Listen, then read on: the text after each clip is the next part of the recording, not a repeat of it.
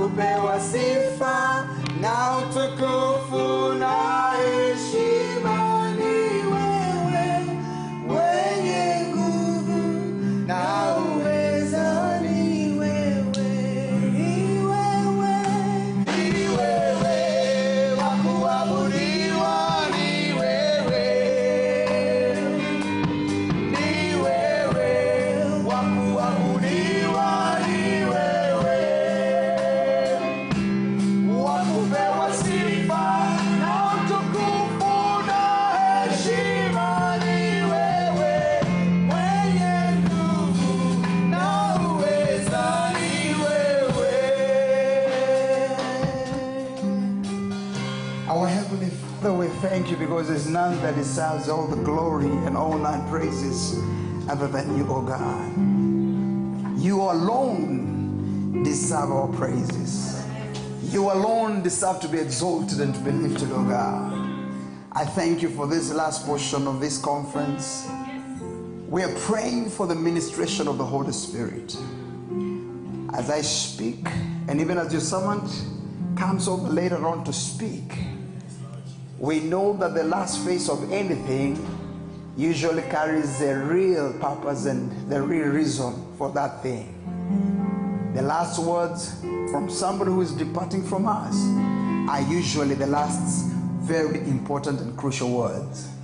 And therefore this afternoon I pray that our internal ears will be so open, our eyes will see so much, and our minds will be so sober that we shall not miss anything that you have in store for us.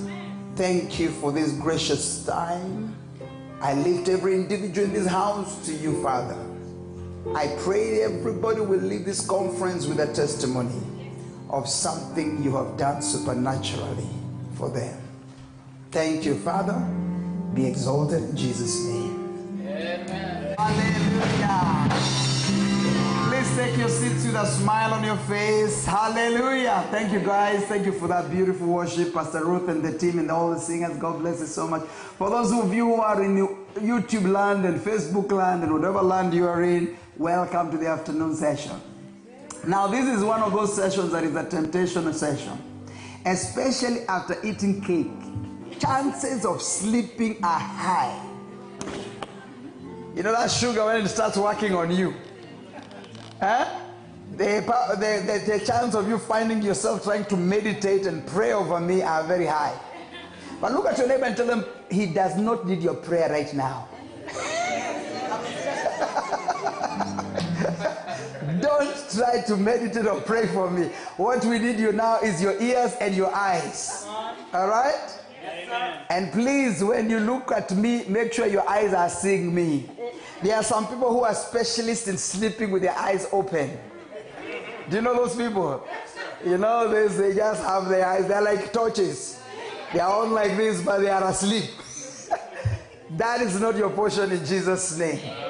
Amen. Because you don't want to miss this part of the sessions. I believe this afternoon is going to be the icing on the sugar. It's going to be the cherry on the cake. Amen? And this is the one thing you don't want to miss at all, at all, at all. Now, I'm going to ask Pastor Ruth to get her Bible ready because we're going to go back to Genesis and also do a few things extra from the book of Proverbs. But get yourself on Genesis 1 and then Genesis 11. Put your fingers on both of them. Amen? Yes, sir. Amen. Are we ready for this afternoon? Yes, sir. Am I having city builders in the house? Yes. Oh, yes. I like that. I tell you the truth, by the end of this year, some of you, the song we will be singing will be an amazing song. Oh yes, Pastor from Phoenix, you say, God karibuni sana, it's nice to have you here. Don't you worry, it is all on YouTube. They recorded it. So make sure you do a background, all right? That is going to bless you so much. I'm so excited to be a master in Hiram and your wife. Thank you, the leaders in this church. We are extremely blessed to have been hosted here. And I must say that I've enjoyed myself. When I move into a building and I see the people who are there, and then I connect with the man of God and our spirits resonate, I normally know there is a future in that church. Amen. And this church is one of those churches. Amen. Amen. So you better get yourselves ready because you're in the good place. Amen. With a good pastor. Thank you so much. This afternoon, I want to talk to you about intentional abundance. Intentional abundance, or growing in abundance intentionally. All right? Because in this life, until you are intentional about anything or something, you will never see results. Intentional basically means being purposeful. It means you are focused on something, and it also means you go for it at whatever cost. All right?